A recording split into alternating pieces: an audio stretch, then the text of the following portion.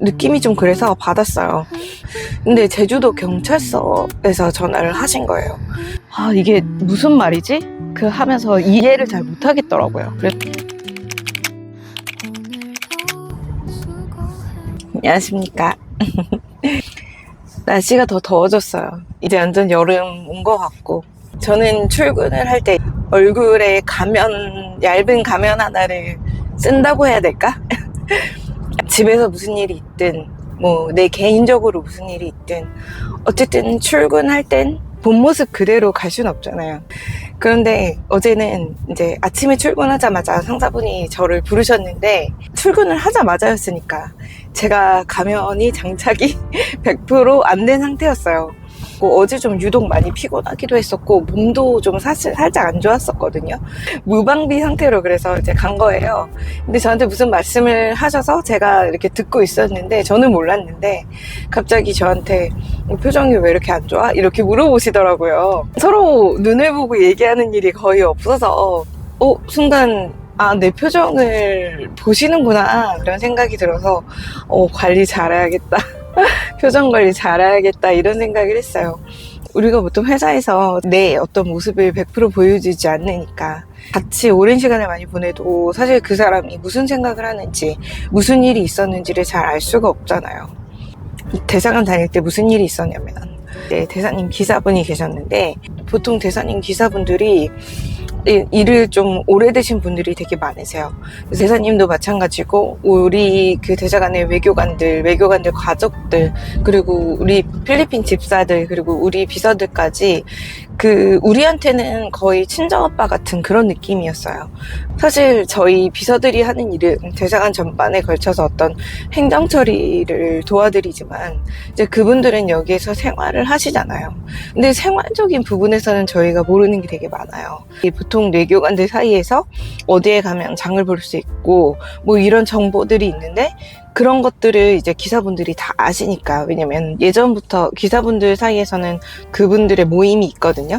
그래서 서로 이제 정보도 공유하고 이제 서로 이제 많이 도와주시기도 하고 그래요. 소개도 많이 시켜주시고, 이제 그 선생님께서 뭐 외교관들 새로 오셨다, 대사님들 새로 오셨다 하면은 이제 뭐 다 알아서 해주시고, 저희는 주로 사무직이니까 대사관 안에서 있지만 대사님 모시고 나가서 일어나는 많은 일들이나 뭐 그런 이제 돌발 상황이나 이런 것들을 이제 대사 기사분들이 다 대처를 해주시고 하니까 이제 경험이 많으신 분들이 되게 좋기는 하죠.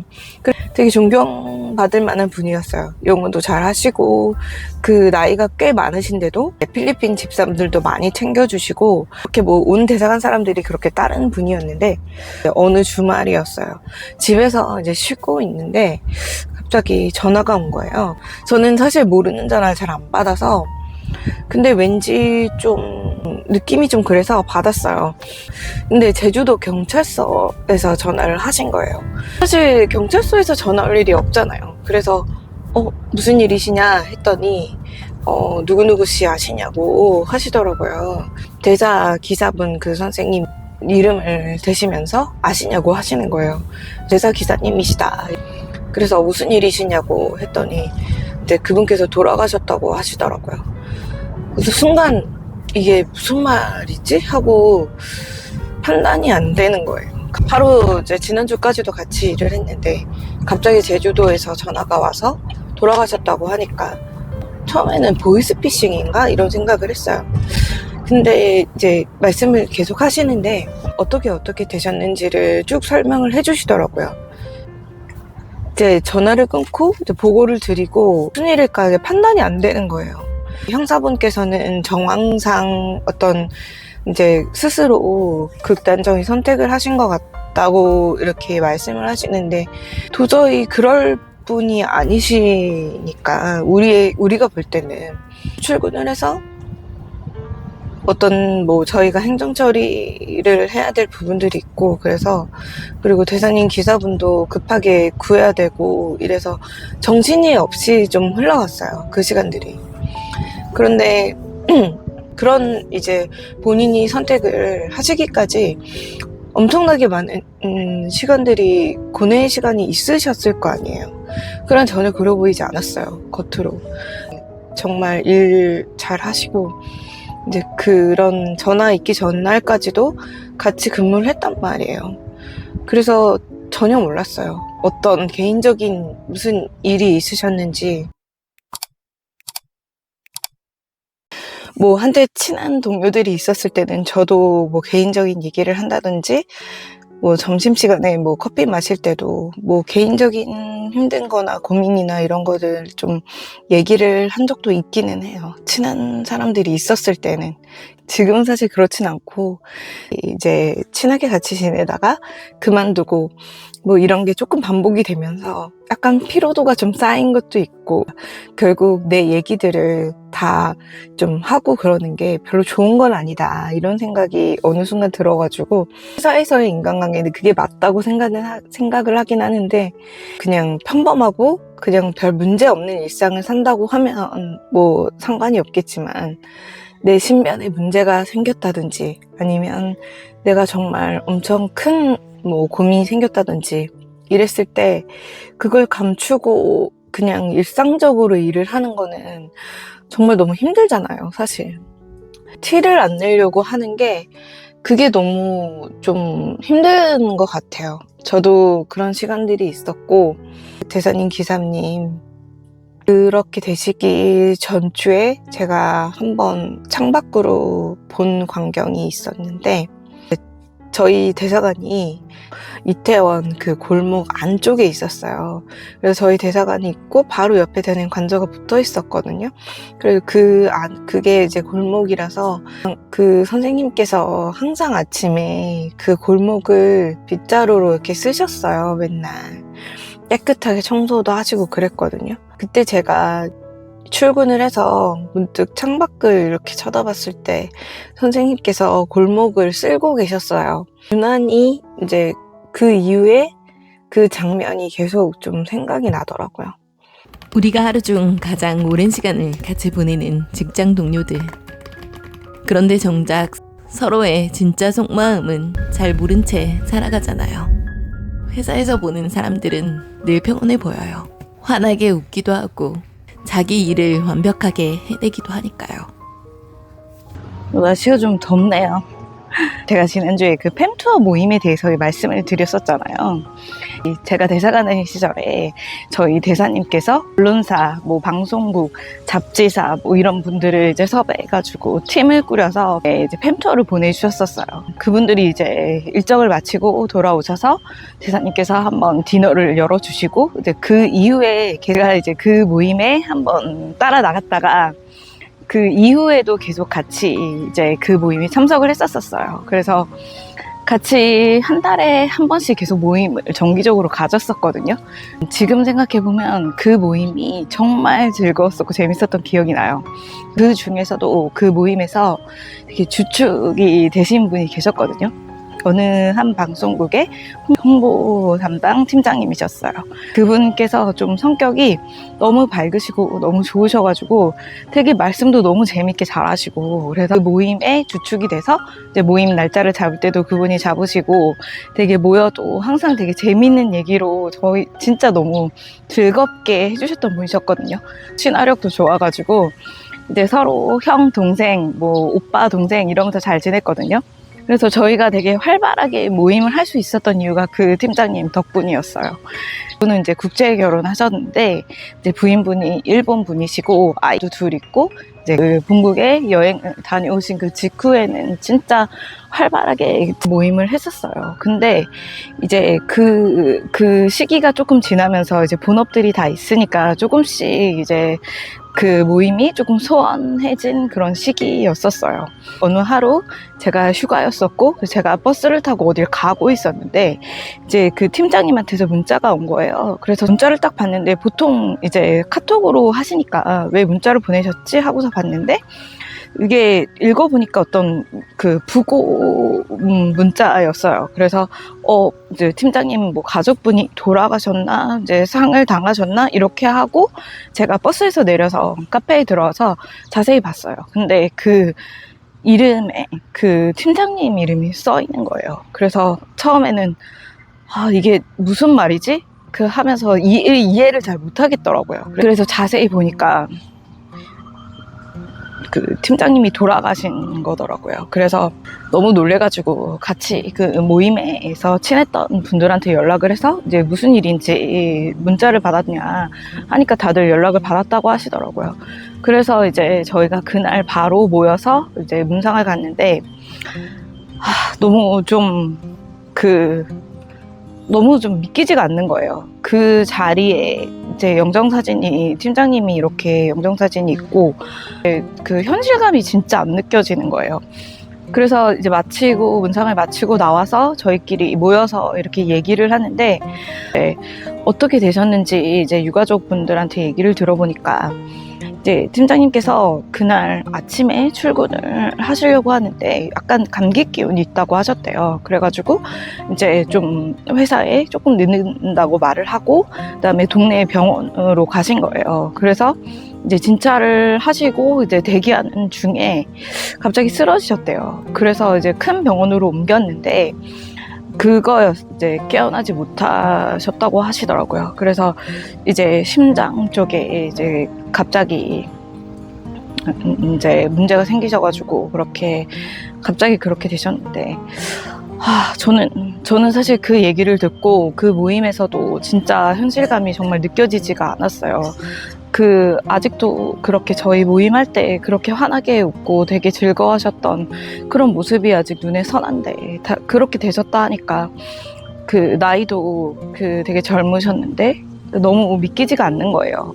팀장님 얘기를 이렇게 하다가 공통적으로 이제 그런 말이 나왔는데, 팀장님 이제 그렇게 되시기 전에 한두 달 전부터 팀장님이 그렇게 저희 모임에 이제 한 사람씩 전화해서 급작스럽게 이제 찾아오시기도 하고 갑자기 만나자고 하셔가지고 같이 뭐 밥 먹고 뭐 이런 일이 있었다고 하시더라고요. 그래서 저도 뒤돌아보니까 팀장님 돌아가시기 전 한 달 전인가 이제 그때쯤이었던 것 같은데, 퇴근하고 이제 집에 있는데 밤 늦은 시간이었는데 팀장님께서 전화를 하신 거예요. 그래서 모임의 사람들한테 한 명씩 전화해서 이제 만나고 있다고, 지금 한 명씩 태워서 돌고 있으니까 나와서 뭐 가볍게 한잔하고 들어가자 이렇게 얘기를 하시더라고요. 근데 그때 제가 좀 늦은 시간이었고 그래서 제가 죄송하다고 말씀을 드렸어요. 못 나가겠다.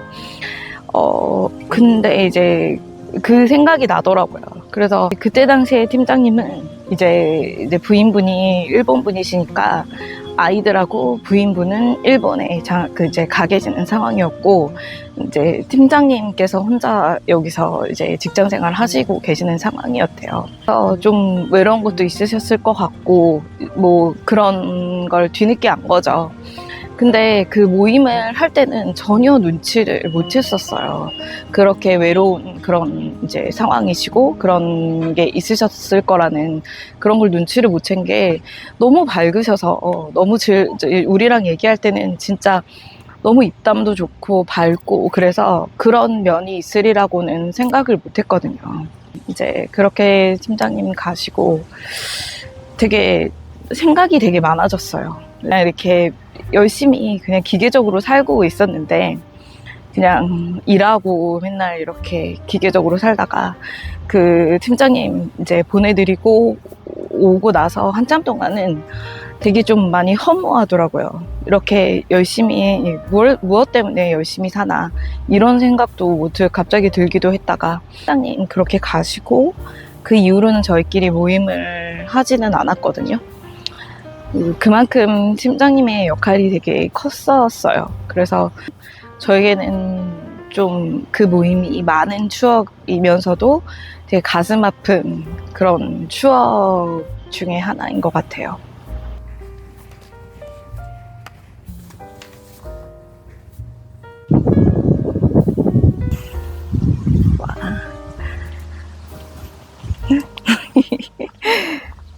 진짜 좋다. 지금 이래요. 너무 예쁘죠?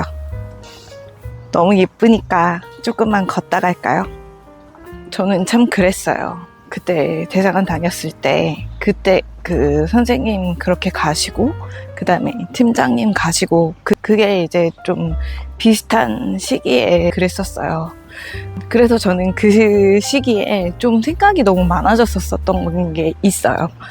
제가 거기를 그만두게 된 계기가 좀 아팠었다고 했었잖아요. 제가 몸이 좀 안 좋았었고 그때 수술도 했었고 그러면서 다시 대사님께서는 좀 몸 회복되면 다시 복직을 하기를 권하셨는데 제가 과감하게 그 대사관을 그만뒀던 계기도 선생님도 가시고 그다음에 이제 팀장님도 그렇게 되시고 하고 틀고 그러면서 제가 좀 그런 생각이 들었었던 것 같아요.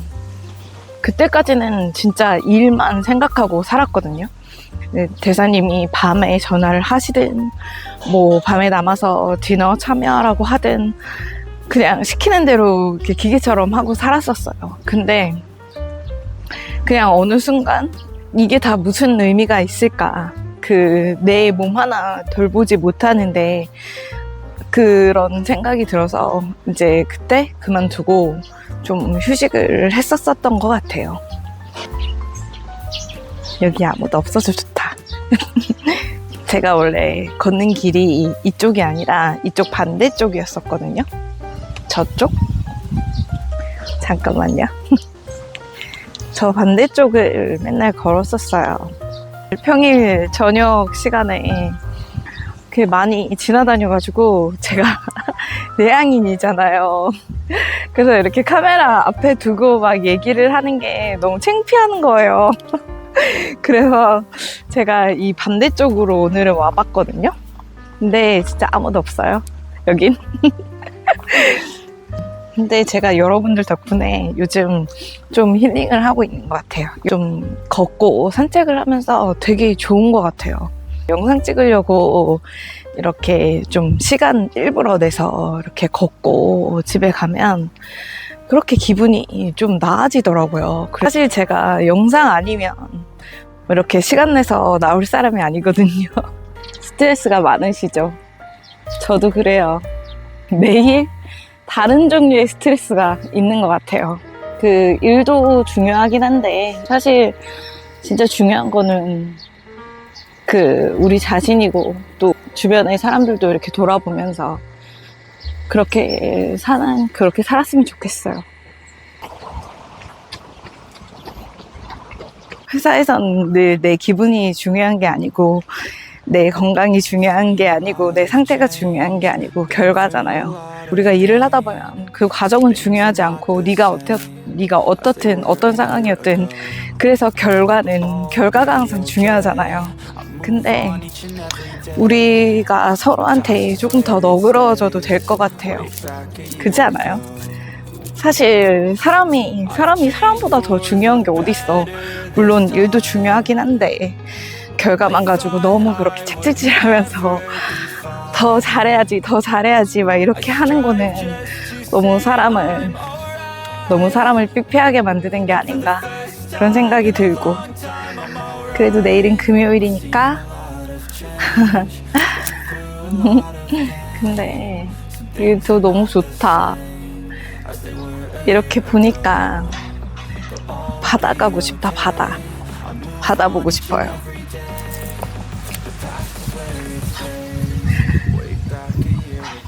그냥 훌쩍 바다로 떠날까요? 너무 시원하고 좋다. 오늘 진짜 산책하기 너무 좋았어요.